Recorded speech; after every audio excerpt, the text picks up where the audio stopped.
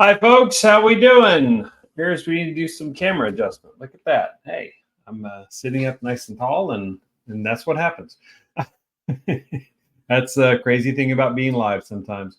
All right. Welcome to Boost Live. My name is John Nelson, the plugin CEO of JKO Works and pluginbusiness.com and various and sundry other projects that are coming around that are kind of fun and kind of cool and kind of different. So you'll want to be on the lookout for those. But today, we are on the lookout for customers. How might you get customers? How might you get inside their head? This is not practical nuts and bolts. I'm here to tell you, it's not. If you want 5 ways to prospect, there are dozens. We've made our own videos, and there are dozens more out there, hundreds more out there about how to prospect. But this is the step before that. This is the step of how do we get inside their head? How do we get it's what we call a market dominating position in what we do. How do we achieve that?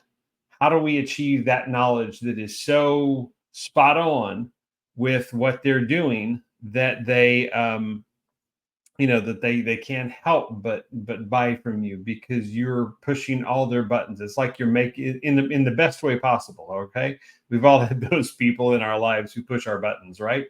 But this is in the absolute best way possible because you're meeting their needs. You're doing what they need done, and it's meaningful. It's something that is that is worth doing here. So let's jump into this if we can. I am my own producer, be warned. So you never know what's going to happen around here, right? So, so there is certainly that issue. But beyond that, let's kind of plunge into what this looks like without much ado, because we want to teach you, if you're willing to take that time, to get in your client's head like no one else has to date. If you're solving that problem and you're really making that difference, no matter what it is you offer, no matter what the product or service it is, or if you can coach your clients to do the same thing, with their customers, then, if you're doing marketing for somebody, if you're serving somebody who has customers, if you can coach them to do the same things and go through the same exercises with them, it's totally worth it. And the first part of that is you have to know who your client is. Okay. That is, of course, the regular demographics. And some psychographics, maybe some buying behavior. I didn't put that in here, but it's true. So, generally, what gender are they? Are they younger? Are they older? Are they college graduate? Are they not college graduate? Is that even important? Do they have families? Do they have, do they have some of those things, which kind of plays to the second point? Do they have to, everybody should have, but is it more important to some than others to have a work-life balance? That's a big thing now, isn't it? So you have people working who are, they need to, deal with their family at the same time they need to serve their customers, and they need to find where that is and where that lives, and how they can do both really for what they do. And then finally, how did this? Okay, where do they want to be in? Sorry, where do they want to be in 3 years? Where do these particular people now? We always say, and to go after the owner of the company or the C-suite, right? Why? Because everything starts at the top. If they don't push it, they're not going to be, it's not going to go very far. But for some businesses, that's not always the case. Sometimes you're after the purchasing person. Sometimes you're after sometimes it's just not that big a company and not with that many layers. And so the owner is also the main worker, but where do these people want to be in 3 years? Do they want to be higher up the ladder than they are at the same company? Do they want to do a lateral move to a different company and keep going up? Do they want to be the C-suite or the owner or the general manager? Do they want to be retired, with their business sold? 3 years is awfully steep on that curve, but maybe they're somehow on their way. Usually 5 years is something a little bit more. Are they just starting? Most businesses, despite what anybody tells you, take at least 3 years to show a profit. That is a statistic for a reason, folks. It is very true. And if you can do better than that, then you're money ahead. but generally they take at least 3 years to show any kind of profit whatsoever. And some have that number as high as 5 years. So just depends, right? Okay, so that's who your customers are. These are the first set of questions you need to ask. We're going to dive a little bit deeper into this in just a minute, so just hang with me. Now, where are your customers? Okay, where do you target them? Where do you think they are? I want to target people in the United States or English-speaking countries or Europe or Asia or somewhere 15 miles from my house. That's fine. That's where you want them to be. Okay, that's where you want them to be. But you see the second question: where are they actually? As you start looking into it, are they where you thought they were? Are they someplace else? Are they someplace different than what you imagined in this remote work world? Are they scattered all over the place? Are they actually, in the concentrated places you thought they were? Is that changing as conditions or economic conditions or demographics or, people move around? They're not static. Are they in one state and they're leaving and going to another for whatever reason, any number of reasons? Okay. And, and so a great place to at least address that question after you kind of address these two in theory is to actually put it into practice. Where do they hang out? So we have our market over here, but a common sales trick, as many of you know, it's an old sales trick. Whenever people would go town to town and still do, they go, and I've had many salespeople tell me they still do this because it works. So they'll go by and they'll look for the busiest diner or the busiest restaurant or the busiest coffee shop in the area with cars in front of it. And they figure, you know what? That's got to be a decent place because that's where everybody's hanging out. Same when you're picking a new restaurant, you pull in the parking lot that you haven't been there before. Or there are cars in the parking lot, right? That does apply. Is the inside busy? If it's a say in an urban setting, they don't have places to park, but is the activity going on inside? Can you tell? Is there a line out the door? Maybe is there a line out the door many months after it's open and not as trendy anymore? That's a telltale. So where are your customers hanging out? Where are they at? Okay, so you take somebody like trades, maybe. Maybe they don't, hang out in groups. There's competition, but where are they looking for information? Where are they looking for leads? Where are they looking for different things? In the virtual sense, a great place is, say, a Facebook group or a LinkedIn group. The LinkedIn group, not as much because LinkedIn dropped the ball on that one, but the Facebook groups are out there and they're alive and they're making it happen. Who is watching different things, trying to get training, but mostly the groups. Are they in networking groups trying to do something good? Are they involved in their community? Do you see them sponsoring things that they're around? Want to be where people are that will make a difference, so they sponsor the local swim team or youth activities or something. Where are these people? Try to make an effort to find them.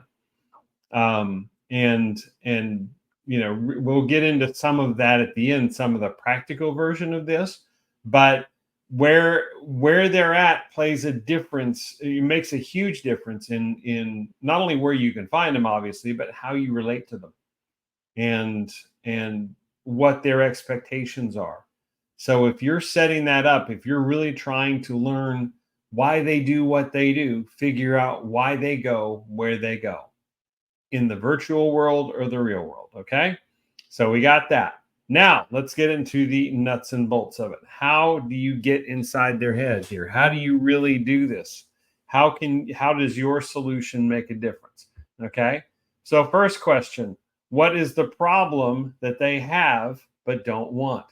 This is the psychographic stuff. This is the decision-making process. This is getting deeper. It's not who they are. That's easy. It's not where they are. That's pretty easy for the most part. This is the hard stuff. Okay. If you're really building an avatar, if you're really even doing basic research, it is not enough to show up with, I got the solution. Who wants it? I got this thing right here. I got this service. It's awesome. I'll get you, 20 clients in 5 minutes, and I'll do all these other things. But are you really listening to your audience?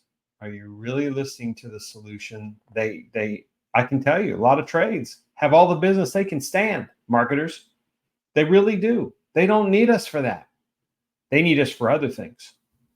And if you're willing to pivot to that, you can make all the difference. So what is the actual solution they want but don't have? Or what is the problem they have but don't, let me do the other way around, because the next one I'll just go ahead and show you, because it's the same thing. What is the problem they have but don't want, that they're stuck with but they don't want? They want it solved. What is the solution they want but don't have?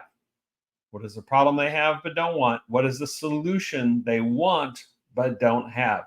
Those seem like two sides of the same coin, and in some ways they are. But they're kind of different questions if you think about it, because the answers sometimes are different. Okay?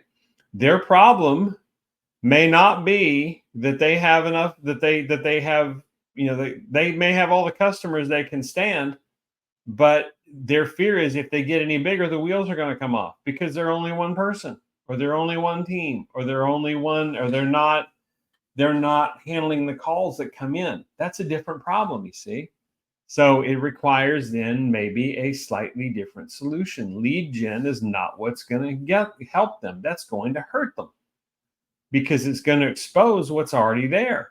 So then maybe you offer something else of, you start reaching back to the customers they have and just getting general feedback, and you put some of that lead gen, I don't want to say on autopilot, but you keep it going in the background, and you focus on other things. You sort of turn inward to help make sure they're serving those customers after that initial sale, that they're closing them, that they're making that happen, and that their scheduling is there. These are things that I do. These are revelations that I've had. This is where my company has ended up going, because lead gen is not always the answer. For so many, especially now, they're just trying to keep the doors open. They're trying to keep enough employees to keep doing what they do. If this is not a problem where you are, know that it's probably a problem where you're prospecting. It just is. And if you're not open and attuned to that, you're not going to do as well as you would like. You can do all the lead gen pitching in the world, and it won't matter, because while it's not, you don't totally throw out lead gen ever. It has its place. Sometimes that place is not at the front of the line for a season. Sometimes that you need to help them get some things together, get their head together, as they say. And then they can come back stronger, and then you can turn on the lead gen, and they can support it. They can support anything you can throw at them, because you've taken the time to really build up who they are and where they are. Now, it's been over a year or so since our heyday, so we're going to bring back wisdom from an old friend, who she is still around. She and her family are still around, but they have stepped back from this world. To focus on work-life balance, to focus on a lot of different things. So we do still see her from time to time. And so she put this together. Some of these next questions are generally hers, with help from some other members of the team, Jennifer and probably Phil. I don't really know who, and Zach. I don't know who all contributed to this, but just know that they're all there. These are fantastic questions. If you're really ready to dive deeper into who your customer truly is, or who your client's customer truly is, beyond these first two questions, which you need to answer, you're going to start asking these. So, Sheena, we miss you, friend. We miss the whole crew. We still keep in touch, but it would be good to get back together sometime. So this is our tribute to your wisdom and what you provided to all of this. So everybody, pay attention. Okay. So first question, what's their Monday morning problem? Okay. That's not one you think about all that much, is it? But if you're really digging into who your client is and what motivates them to do what they do, and more to the point, what motivates them to buy whatever solution you have, because hopefully it provides that solution, that they want but don't have, right? So, what is their Monday morning problem? Whenever they walk in after a weekend and they kick in the other side, the work of that work-life balance, what awaits them typically? What is it's not always. Do they have enough customers? That could be a thing. Okay, there's your lead gen again. Do they have too many customers? Do they need to catch up with what they have? Do they have constant problems that show up at all hours of the night, of the day and night? Do they have are the customers going out the door as fast as they're coming in because they're overwhelmed? What is their Monday morning problem? Okay, we're about to get deeper than this, but this is a good place to start. This is a good indicator of things that they have to think about. And if you're really, as the cliche goes, if you're really working on your business, not in your business, this is one of the first questions you have to confront. I can tell you, as a small business owner, as a small business manager, there were a handful of us in these businesses, and we chose to also not just be owners and have the title, but we had to work in it. Otherwise, it didn't survive. All of us were doing different things, and so we had these Monday morning problems we had to deal with. Is everything up and running like it's supposed to be? Does everybody have the parts that they need to assemble so everybody can get going, so the lines can get going again? Has there been any issues at the manufacturing sites, weather related or other related?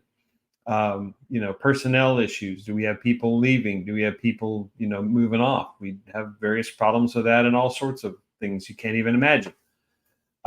You think about all those things whenever you walk in Monday morning and you try to get everything going again after everybody takes a well-deserved couple of days off for the weekend, because they do. Next thing is, what is the thing that keeps them awake at night? This speaks to something deeper.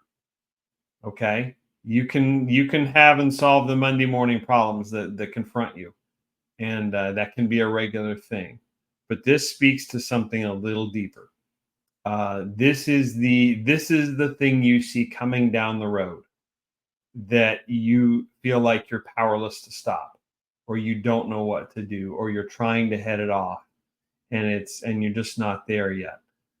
This is the thing that is just eats at you. Don't ask me how I know, especially recently. Everybody's doing what they can do to try to survive, to try to make ends meet, no matter where in the world you are. The circumstances are different, but many of them are the same. And so what is the thing that keeps you awake at night? And is there any hope of that being addressed with some solution somewhere? So whenever you show up as that potential solution, make sure you're answering this question. Find out what this question is. For every person, it'll be a little different, depending on where they are in the company. If they're lower in the company and they don't have things that keep them awake at night, then I don't know. But I can promise you, for most owners and managers, there is something. There is something that will grab their attention. Something that will grab anybody's attention is, what is your worst fear? Okay, and as it relates to how you're doing business, ask that question. What is the worst fear? Okay, what is the thing that is absolutely would be the end of the world if it happened to you? And I mean, yeah, weather and earthquakes and global warming and whatever are things, and I guess they're fears for some people, but they seem very far away compared to something that's a whole lot more real. You go to launch a product and nobody buys it. You go to you go to sign people up for a webinar or a live event of any kind, virtual or in person, and the room is empty. You go to teach people. You go to make something for some for that people seem to want, and nobody buys it. Or there are strikes or work stoppages that keep it from being shipped out. Ooh, that's timely, isn't it? Yeah, we try to make these neutral, but you know what? No matter what time in life, sometimes strikes happen. Not the first, not the last. What are those? What is your worst? What is your worst fear? And more to the point, what is your customer's worst fear of it happening? And can you, as the proposed solution for something, do anything about that worst fear? Maybe you can, maybe you can't. But at least acknowledge it and acknowledge if you have any sort of place in it or can offer any sort of solution to it. Okay. What pain are you moving them away from? This is a good question. I think it's a great question. I mean, again, I didn't write these. These are Sheena Lee Kennerly's. What pain are you moving people away from as you work with them, as you provide your solution, as you sell your solution? What is their constant that speaks above to the problem they have but don't want, right? So what are you trying to move them away from? Okay. By slowly but surely. It's not a sprint.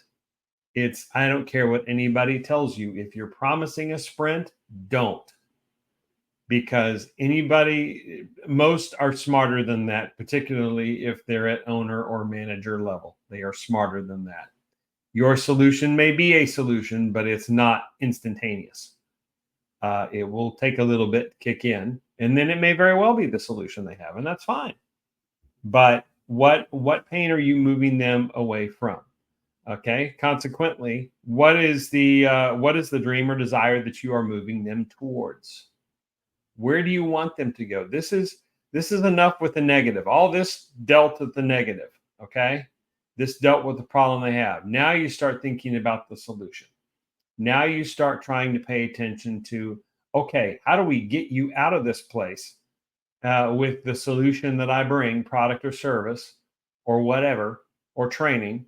And how do I bring you to the place that you really should be? Because I know it's possible. So I'm going to try to get you there. This is at the heart of what we do. We're trying to move people. I mean, we're baiting them possibly with, profits. Not everybody wants huge profits. Maybe they have decent profits. Not everybody. This kind of became real to me recently. A conversation that I was having with somebody, and that is, there are multiple solutions that people could want. So to my point earlier, bringing in a bunch of leads to a business that's not prepared to handle them doesn't solve a problem. It doesn't provide a solution. It creates more problems for them than it does, because it will expose, their inadequacies, and the wheels will come off and the customers will leave as fast as they came in, and then your efforts will be for nothing. By the same token, that's one of the things we can offer as business and marketing optimization specialists. One of the other things that we can do is raise your profits. So try to said a lot about doubling your profits in 90 days. That's not everybody wants that. Not everybody, or not people want it, of course, but not everybody needs it right at that time. Okay, not everybody does. Maybe they need something else. Maybe they need the leads in the first place. Maybe lead gen is that answer, and the profits will come later, and they know that, and that's okay. Maybe serving their customers, they have been lax. Maybe they stepped into a situation where they're the change agent, and they get to change this, and the company has done an awful job of serving their customers and responding to their customers and interacting with their customers and creating that community. Maybe they've done a real crappy job, and it's this person and team's job to turn that around and keep the customers for a long time. That breeds profits in and of itself, and that's good, and that's okay. So what dream or desire are you working them towards slowly but surely? Not a sprint. It's a marathon as it goes. So it's what are you working them towards that will make that difference, that will move that needle for them? All right. So what have they tried before, and did it work? That's always a crucial question to ask, and I think it's one of the more important ones out there. What have you guys tried already? Why, you don't want to say why are we talking, but why, that's the question that you're not asking, but you're asking. What have you tried before? And what happened? What was the end result? Now, be careful when you bring this up, and you should ask the question, but you should be prepared that they could go down a rabbit hole of bitching about everybody. Okay? They just might. And you have to, and naming names at times.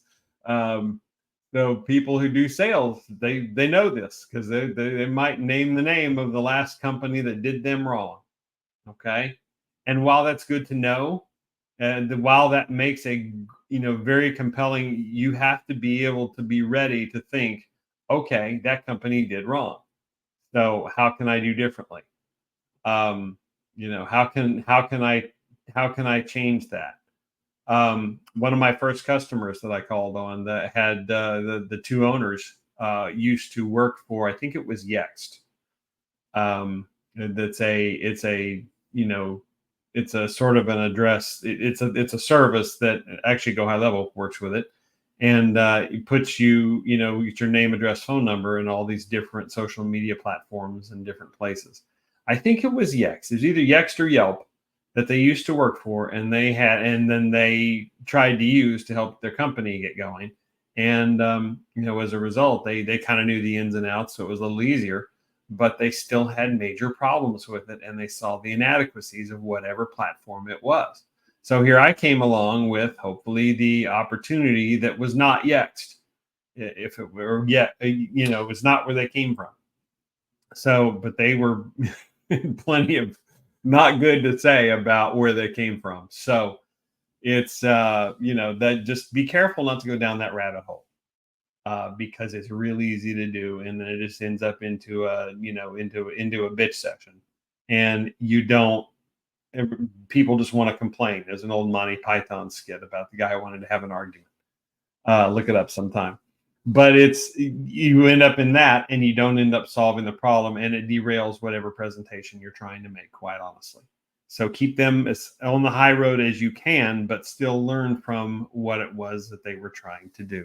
And finally, think about, for you, before you ask them any of this stuff, know in your head 3 customer types you will not work with. Doesn't have to be as many as 3, but it should be in there somewhere that this is a trigger, that if this person reaches out to you, run away. Okay.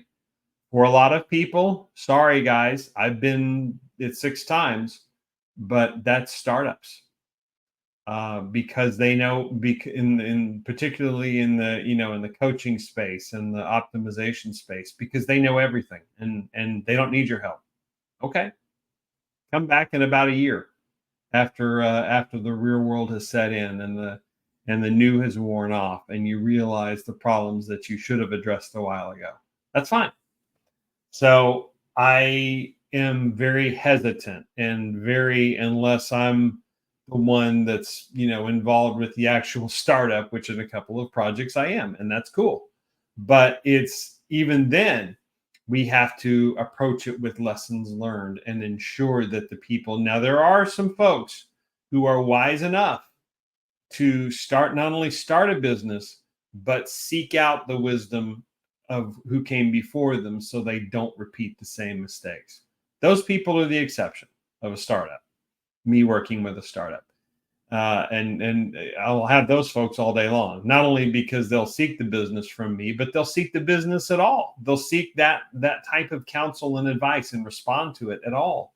And that becomes more collaborative. What you really want is a situation, no matter what you offer with somebody, that you're going back and forth with them about the solution you offer. And don't take them asking questions as a challenge, as an affront to you, as a challenge to you. Take it as an opportunity to cement yourself that much deeper. As okay, because then that speaks to any questions they ask you, speak to all the rest of this stuff right here. And so then you have the opportunity then to work with them and to collaborate and make it a collaborative process. We're going to make this better together. addressing your situation, addressing your fears, addressing your problems, addressing your dreams and desires, and making it something special, because it's then what your customer wants and it's what you can provide, and ways to make that happen. And you can make money doing it, and you can make money to live doing it. So that's for me. Startups are tricky for me. I've been through enough of them that I know who I was at that point, and I was one of those people. And many people I know were those people that don't listen to anything, but should have, even before they tried to open their business. Because so many businesses fail that start up. But for all the ones that start up, there are many, many ideas fail because of poor planning. And how does that phrase go? Well, it's not really applicable, but poor planning on your part does not constitute an emergency on mine. So, anyway, think about the people that you will not work with and why, and be able to articulate why, mostly to yourself, and then have a gracious answer for them. No reason to be a jerk. Okay, have a gracious answer for them if they come to you, and say, if this is, and maybe ask them questions about whether or not they're in the place where your product or service will do them some good, and let them come to those answers, and before you completely turn them down. But there is some power in saying no, but there's also power in in educating them as to why. And maybe if they hear that enough, they'll come back with a different attitude and say, you know what, I was a real jackass whenever I was starting this up before. I have now learned. I'm ready to do what you need me to do. I'm ready to do. I recognize that you're the expert in what's going on. I see your success. Show me what you're doing and why. And I'll be open to anything. I'll be coachable and within reason, of course.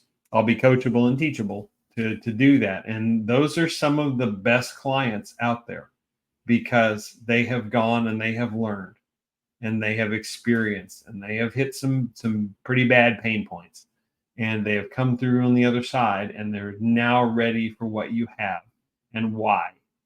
And then it becomes that collaborative relationship we talked about. All right.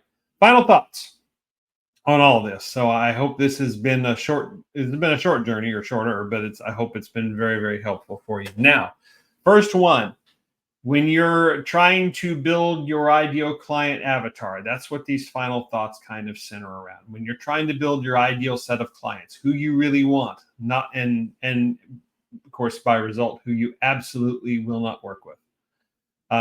But be your own investigative reporter. We talked earlier about finding the restaurants where everybody hang out.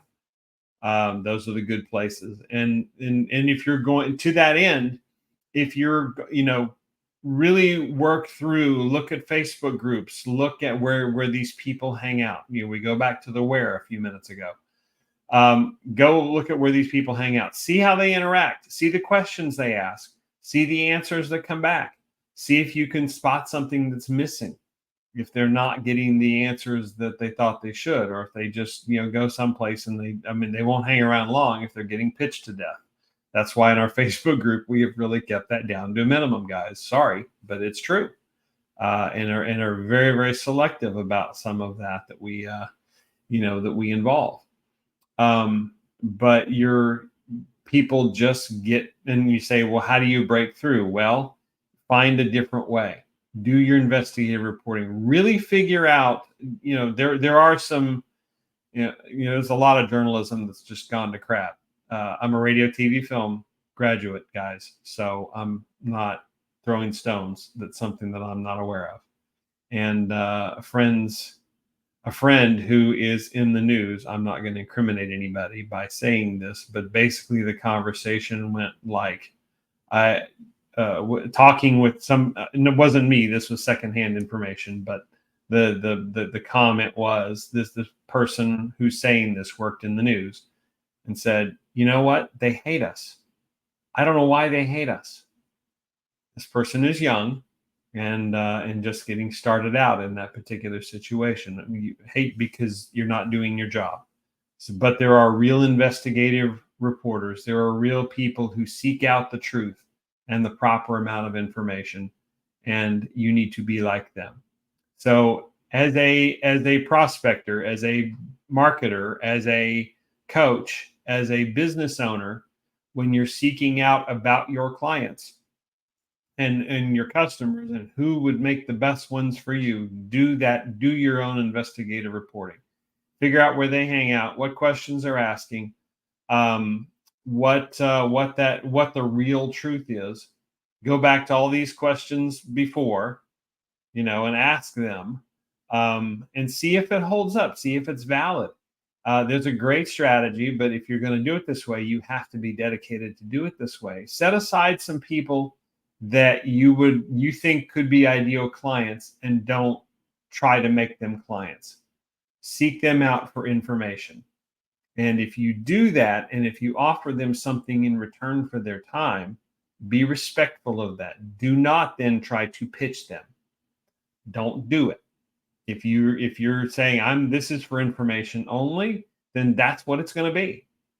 If your product's that good, and if they just cannot take no for an answer, you need to provide this to them, then hey, fine, great. You'll get a better sale that way because it's your ideal client. But in return, the information you get is valuable. Ask them why. Why is this the case? So that I can learn, so that I can better serve, other clients that are, pay me to do this. Why is that the case? Do this with a small handful of people that you feel are giving you the honest truth of an answer, and be prepared for that no matter where it leads. But it's a fantastic way to do it. That's what investigative reporters do, guys. That's what they do. So be an investigative prospector.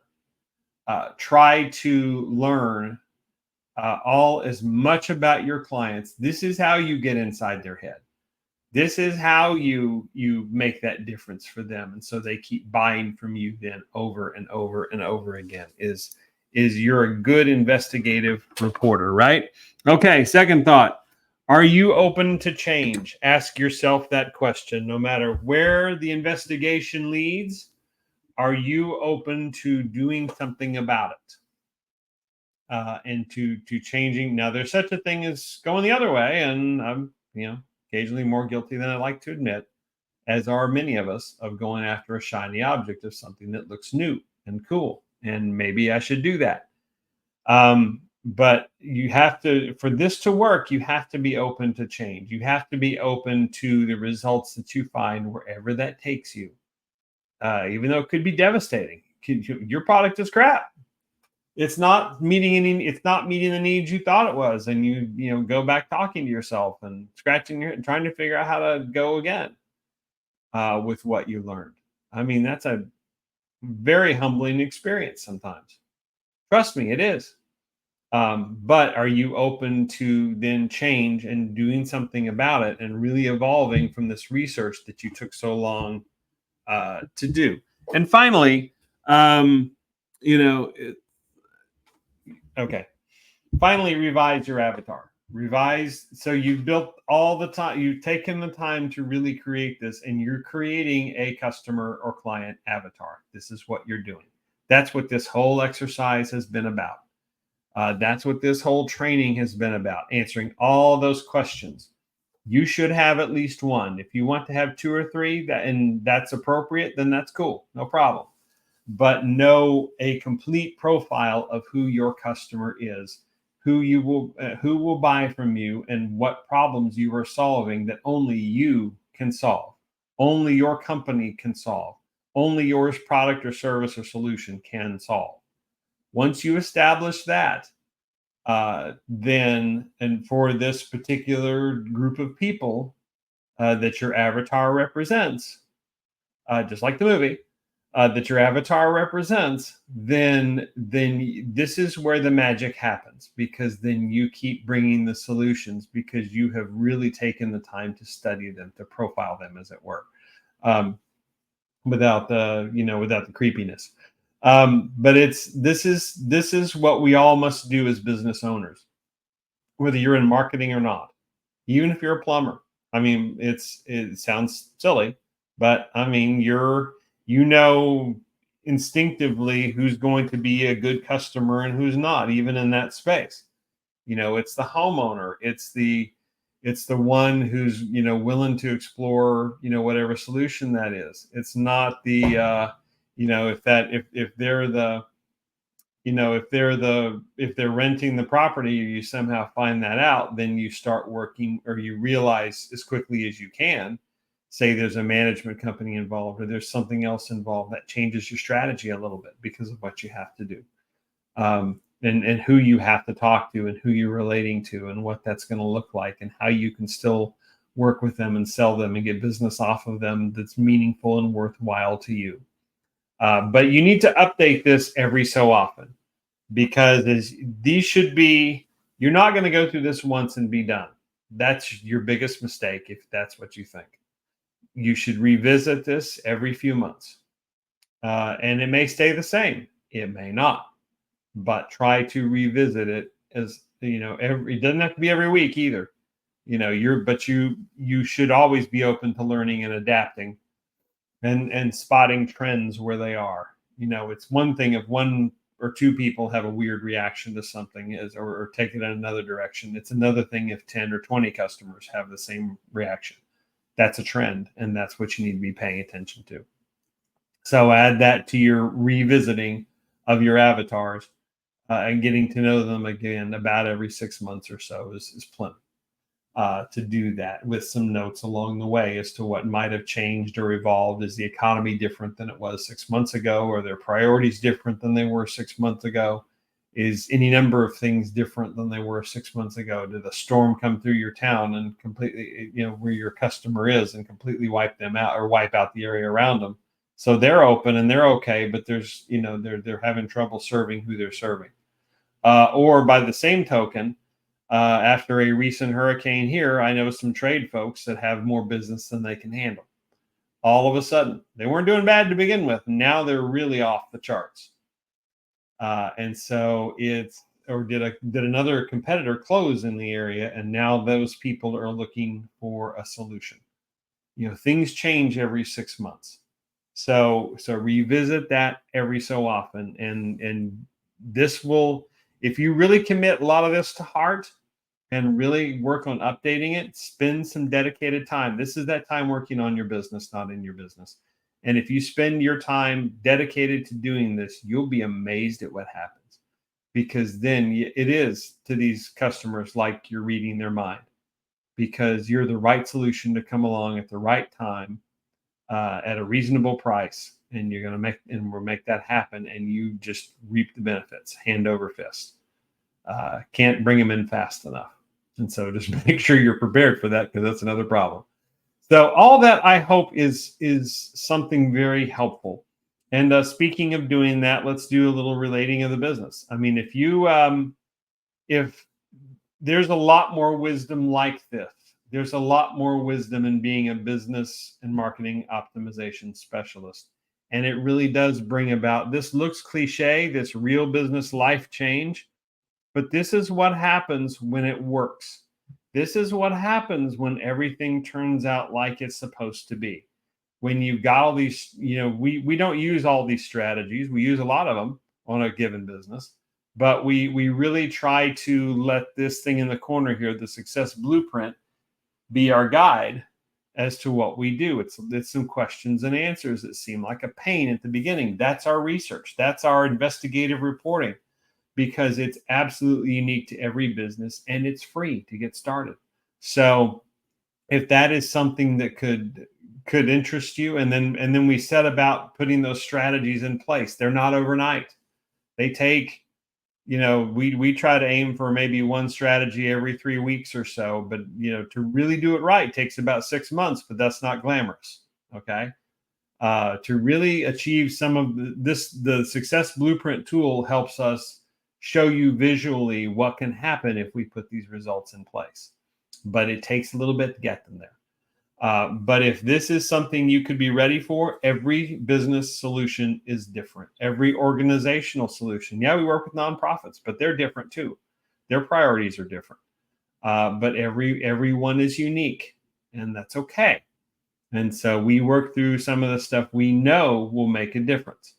And if you're an agency who has customers who says, you know what, I got the marketing covered, but some of the stuff you're talking about makes an awful lot of sense. What can you do for me? Well, we can come alongside with the business side of business and marketing optimization strategy. Okay.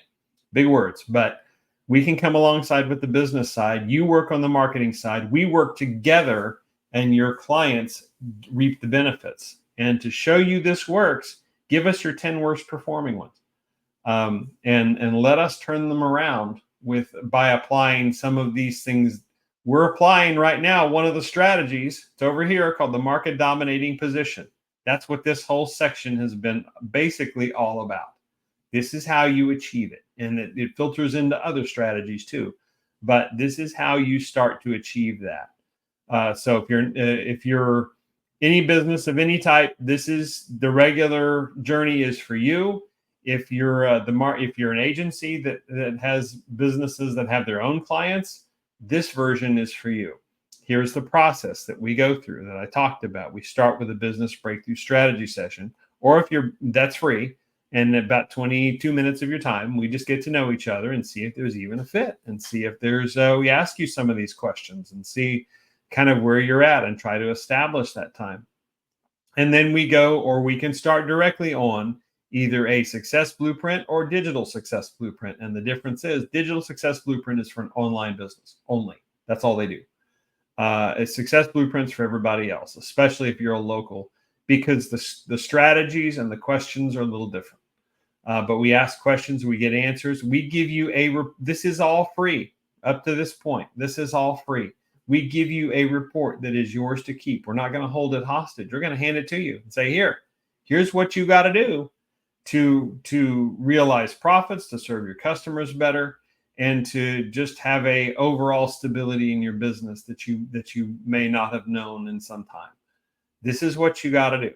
Now, would you like help with this? Would you like help making this happen?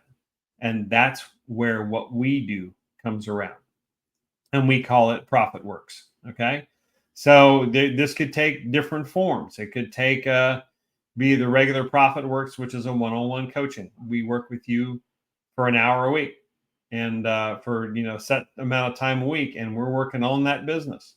It could be a ProfitWorks Jumpstart, which is unlimited 15-minute sessions. It's like coaching on call, but you get homework every time with both of these. We do work, you do work, and we work on these things together.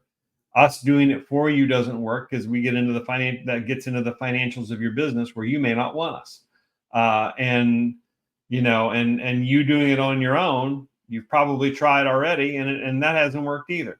So we work with you to make this happen if you're ready to work with us. The other thing too is Success Academy here is something we can bring along. Speaking of DIY, this is background. This is training. This is a year's worth of virtual MBA stuff.